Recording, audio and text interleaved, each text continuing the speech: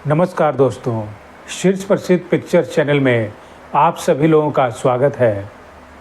दोस्तों, आज हम बात करते हैं बॉलीवुड के एक लंबे कद काठी के डैशिंग अभिनेता कबीर बेदी के बारे में।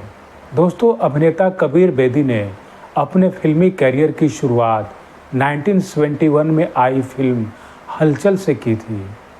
इसके बाद उन्होंने कई सारी फिल्मों में काम किया था, लेकिन उनकी कुछ जो बेहतरीन फिल्में थीं उनसे उन्हें पहचान मिली।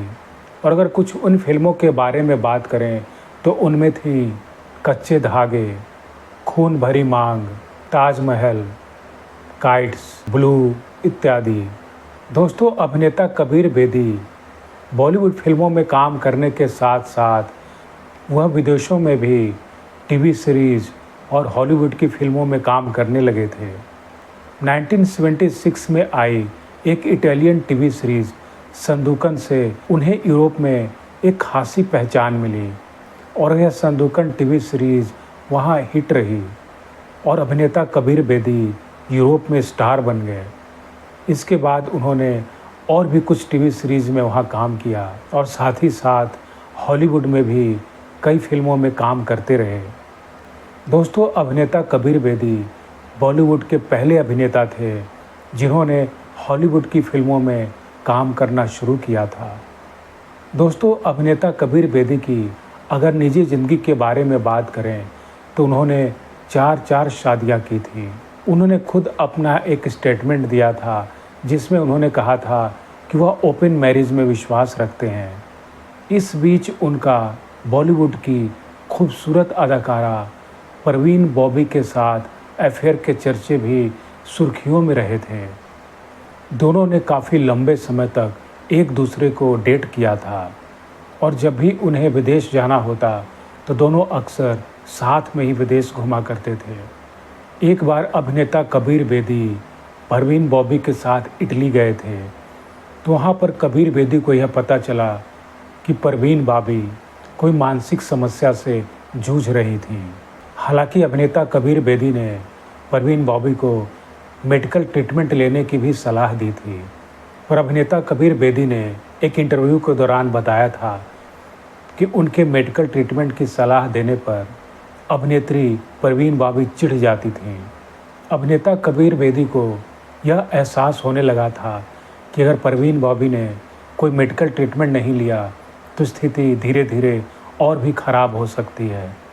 इसलिए वह उनके प्रेमी होने के नाते वह उन्हें बार बार मेडिकल ट्रीटमेंट लेने की उन्हें सलाह देते थे।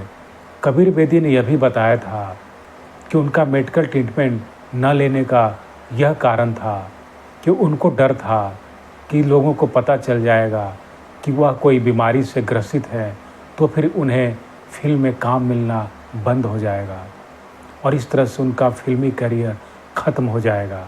अभिनेत्री परवीन बॉबी सिजोफ्रेनिया नामक मानसिक बीमारी से ग्रसित थीं।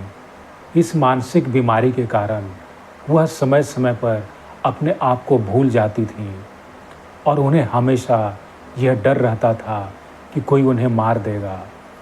तो वह हर किसी को एक शक की निगाह से देखने लगी थीं और समय के बीतने के साथ साथ धीरे धीरे उनकी मानसिक हालत और ख़राब होने लगी थी और अभिनेता कबीर बेदी हमेशा उन पर मेडिकल ट्रीटमेंट लेने की दबाव डालते थे, जिसकी वजह से अभिनेत्री परवीन बॉबी ने कबीर बेदी के साथ अपना रिश्ता तोड़ लिया था।